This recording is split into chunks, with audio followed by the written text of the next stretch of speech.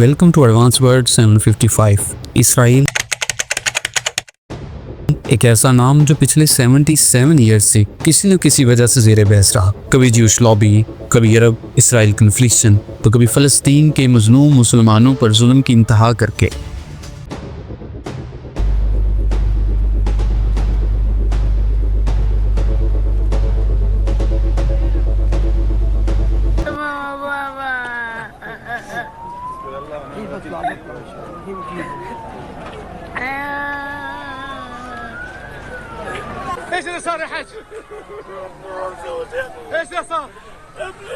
आज इसराइल इतना ताकतवर क्यों है और इसकी पुष्टपनाही कौन सी ताकतें कर रही हैं और क्यों कर रही हैं?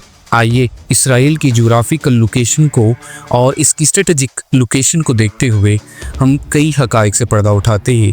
इसराइल की ज्योग्राफिकल लोकेशन को एक मैप की मदद से हम वाज़े करते हैं। वेस्ट एशिया में ईस्टर्न एंड ऑफ मेडिटेरेनियन सी पे इसराइल वाक़या है। इसकी नॉर्थर्न साइड पे लेबनान, नॉर्थ ईस्ट साइड पे सीरिया, ईस्ट साइड पे जॉर्डन और वेस्ट बैंक, जबकि साउथ ईस्ट साइड पे इजिप्ट है। जब इस लोकेशन को थोड़ा सा इस मैप को वाइड रेंज करके देखते हैं तो इसकी सराउंडिंग में सऊदी अरब, इराक, यूएई, ईरान, कुवैत और कतर वाक़या है। और ये दर हकीकत ये वो कंट्रीज़ हैं जो तेल की दौलत से मालामाल है और दुनिया की ऑयल इंडस्ट्री में 30% ऑयल की कंट्रीब्यूशन इन्हीं कंट्री से हो रही है। और इसी चीज़ का फ़ायदा जो है वो यहाँ भी बैठे अमेरिका उठा रहा है इसराइल की शक्ल में। दरअसल अमेरिका को अपने सुपर पावर का स्टेटस मेंटेन रखना है। यही वजह है कि वो इन ममालिक की अंदरूनी सियासत को कंट्रोल करता है और इस रीजन में वो इसराइल की मदद से ये सारा कुछ कंट्रोल कर रहा है। दरअसल इसराइल जो है वो अमेरिका की ही प्रॉक्सी है और अमेरिका ही उसकी पुष्टपनाही अरसा दराज से कर रहा है। इसकी एक वाज़ेह मिसाल तो आज हमारे सामने है। पिछला जो ईरान और इसराइल का कन्फ्लिक्शन है वो हमारे सामने है। इसराइल के उकसाने पे अमेरिका ने ईरान पे हमला किया और पूरी दुनिया को एक वाज़ेह सबूत दे दिया कि इसराइल असल में इसराइल नहीं बल्कि इसराइल असल में अमेरिका ही है। Chief Global Affairs anchor Martha Raddatz starts us off. Good morning, Martha.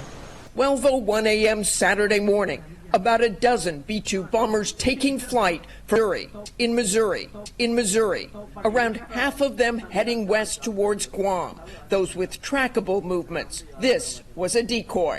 Another 7, those with transponders turned off and minimal radio communications, launching a short time later, heading towards Iran. The 18-hour flight to Iran, including mid-air refueling and in-air support. Thumbnail में आपने Israel के साथ Albert Einstein की जो association है वो देखी और इस वीडियो के एंड पे हम उसको साबित भी करेंगे। मॉडर्न इसराइल का वजूद जो है वो पहली जंग अज़ीम के बाद जैसे ही ऑटमन एम्पायर का इख्तिताम हुआ तो उसके बाद बरतानिया ने इसराइल पर कंट्रोल किया। यहाँ से जूश लॉबी का आगाज़ हुआ।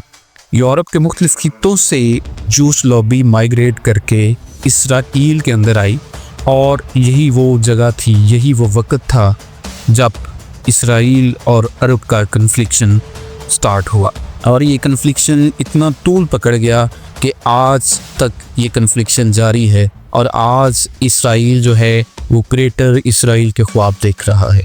अब हम एल्बर्ट आइंस्टाइन का इसराइल के साथ एक बहुत पुराना रिश्ता जो है वो साबित करते हैं। एक मुख्तसर सा तारफ़ एल्बर्ट आइंस्टाइन का।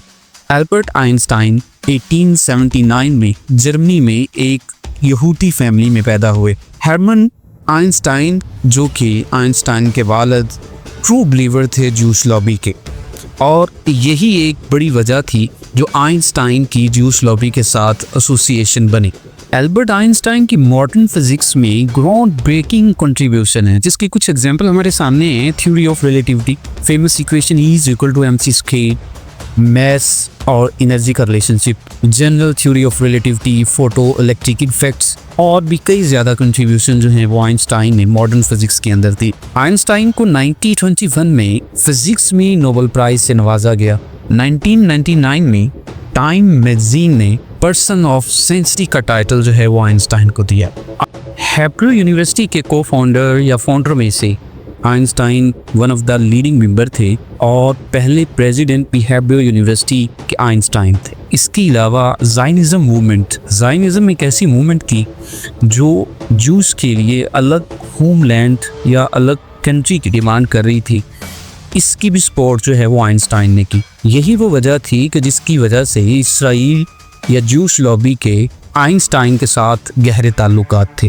1948 में जैसे ही इसराइल जो है उसको आज़ादी मिली, वो एक इंडिपेंडेंट स्टेट के तौर पर सामने आया। उसके पहले जो प्रेसिडेंट हैं उनकी डेथ के बाद, वेजमैन की डेथ के बाद जो इसराइली प्राइम मिनिस्टर थे, उन्होंने आइंस्टाइन को इसराइल के सदर की ऑफर पेशकश की, लेकिन आइंस्टाइन ने ये कहकर ठुकरा दिया कि उनका कॉमन पीपल्स के साथ इंटरेक्शन इतना ज़्यादा नहीं है या उनका एक्सपीरियंस जो है वो इतना नहीं है इस मामले में कि वो कॉमन पीपल्स के साथ जो है वो इंटरेक्ट कर सके। दूसरा, उस वक्त उनकी एज जो है वो, दूसरा एक बड़ा फैक्टर उनकी एज भी थी। उस वक्त वो 73 ईयर की एज में थे।